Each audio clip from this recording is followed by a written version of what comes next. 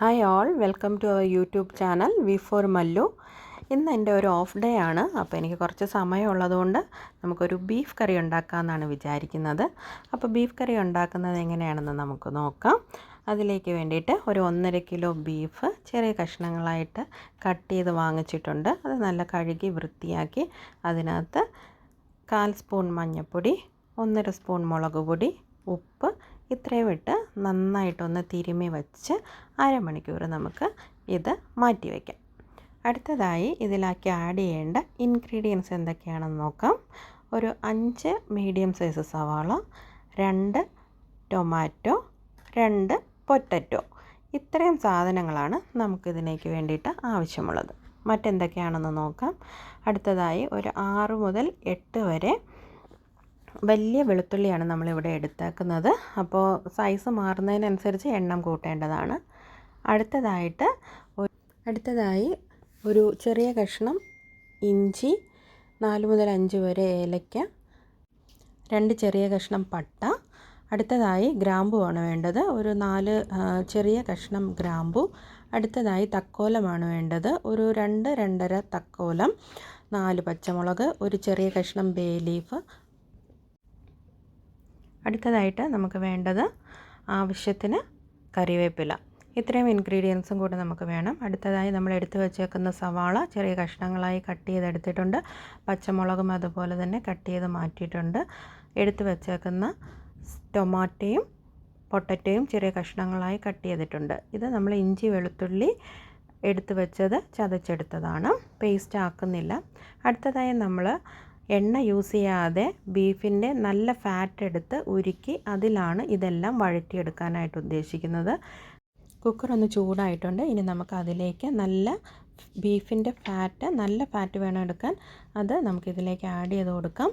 ഇനി ഇതിന്ന് ഓയിലൊന്ന് മെൽറ്റായി വരുന്നവരെ, ഫാറ്റൊന്ന് മെൽറ്റായി വരുന്നത് വരെ നമുക്ക് വെയിറ്റ് ചെയ്യാം.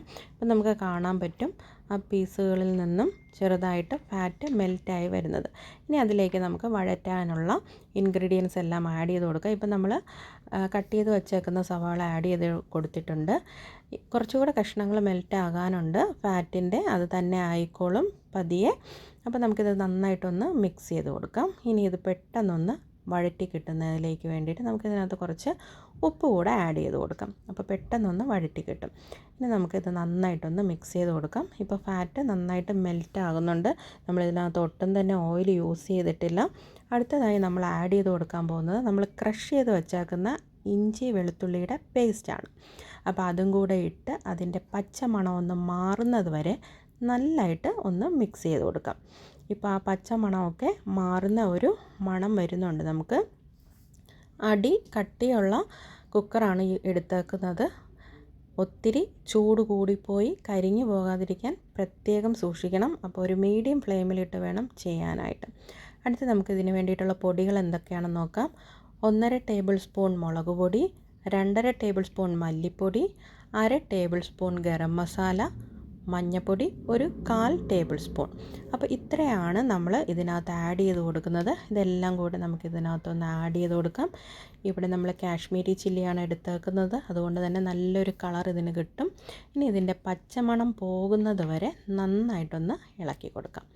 ഇപ്പോൾ അതിൻ്റെ പച്ചമണമൊക്കെ ഒന്ന് പോയി നന്നായിട്ടൊന്ന് വഴറ്റിയെടുത്തിട്ടുണ്ട്. നല്ലൊരു കളറും വന്നിട്ടുണ്ട്.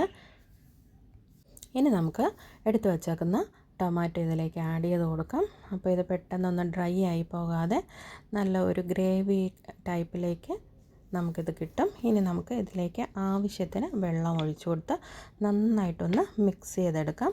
ഇപ്പോൾ അതിനാവശ്യമായിട്ടുള്ള ഗ്രേവിയൊക്കെ ഒന്ന് വന്നിട്ടുണ്ട്. അപ്പോൾ ഇതിൻ്റെ കളറൊക്കെ ഒന്ന് മാറി ഇപ്പോൾ നല്ലൊരു കളറായിട്ടുണ്ട്, തിളച്ച് തുടങ്ങിയിട്ടുണ്ട്. ഇനി നമ്മൾ എടുത്ത് റെസ്റ്റ് ചെയ്യാൻ വച്ചേക്കുന്ന പീസസ് ബീഫ് ഇതിനകത്തേക്ക് ആഡ് ചെയ്ത് കൊടുക്കുകയാണ്. അപ്പോൾ നല്ലതായിട്ടൊന്ന് കറി തിളച്ച് വരുന്നുണ്ട്.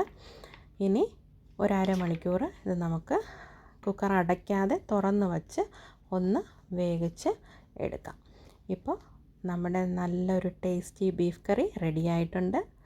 Thanks for watching. എല്ലാവരും ഇത് ട്രൈ ചെയ്യണം. സബ്സ്ക്രൈബ് ചെയ്യാനും ലൈക്ക് ചെയ്യാനും മറക്കരുത്. Thanks for watching.